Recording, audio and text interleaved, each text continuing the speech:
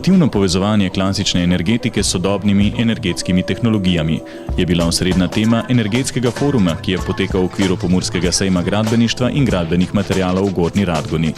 Akterji omizja so se strinjali, da imamo v Sloveniji dovolj znanja, ki je v praksi neizkoriščeno prav zaradi neurejenega administrativnega okolja in pomankanja energetske strategije na ravni države. V Sloveniji pa je stvar seveda toliko bolj zanimiva, ker imamo seveda tako kot marsikdo drugi in tradicionalne vire, torej fosilna goriva, imamo premog, vemo koliko se pogovarjamo o TEŠ-u 6. Po drugi strani pa imamo številne obnovljive vire od vode, nekateri pač menijo, da bi morali to še bolj izkoristiti, imamo lesno biomaso, ogromno. Tukaj vsi vemo, da so potenciali ogromni in morda bi bil čas, da se pač na ravni države v bistvu politika odloči, katera so tista strateška področja, v katera bomo vlagali, kam bomo šli, zato ker, kot pravim, potenciali so, samo treba je pa pač pravo pot najti, da jih znamo v popolnosti izkoristiti. Peter Baloh iz Bisol Grupa ocenjuje, da tako v Sloveniji kot tudi v Evropski uniji stanje v energetiki še vedno ni takšno, kot si želimo. Prednjačijo tradicionalni in konvencionalni viri energije. Evropske države se danes soočajo s problemom uvoza energije, zato je posledično potreben večji vložek pri generiranju proizvodne energije. Kot primer navaja energetsko strateško politiko Kitajske, ki z izvozom fotovoltaične energije ustvari med 13 in 18% celotnega izvoza. Tako da zagotovo je potencial v tej industriji. Kitajska ga je prepoznala že davno in so tudi zelo agresivno temu pristopili.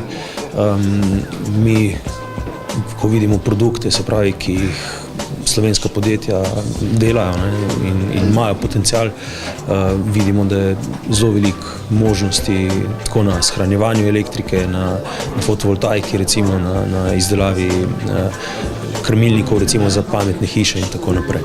Poleg velikega potenciala fotovoltaike v Sloveniji sta med obnovljivimi viri energije tudi biomasa in hidroenergija. Po besedah Boštjana Kranca iz podjetja Ksena še vedno obstaja neizkoriščen potencial na vodotokih rek Save, Drave in Mure, hkrati pa je potrebno zagotoviti tudi sanacijo že obstoječih kapacitet.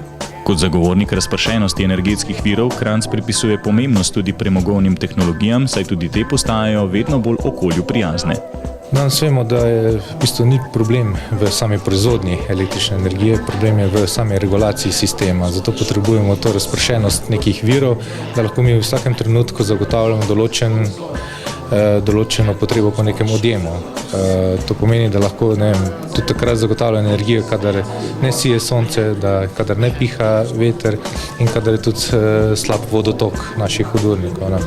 Zato je treba te zadeve predvsem kombinirati in ne moramo si privoščiti, posebej taka majhna država, kot smo mi, da imamo samo en vir in da smo odvisni samo od enega vira.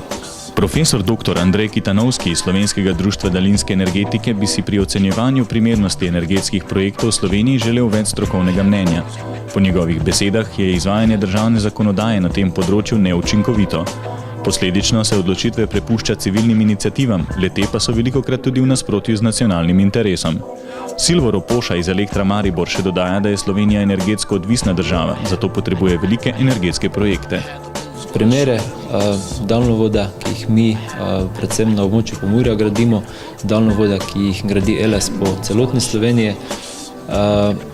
TEŠ 6, kot je že gospod na mizi omenil, so recimo vsi takšni objekti, ki bi jih lahko uvrstili v to problematiko. Akterji omizja so bili ob koncu tudi sklepčni o potencialu razvoja pametnih omrežij v Sloveniji, a kot velikokrat se zatakne pri pomankanju sredstev. Znanjem, ki ga imamo na tem področju, lahko pritegnemo tuje investitorje.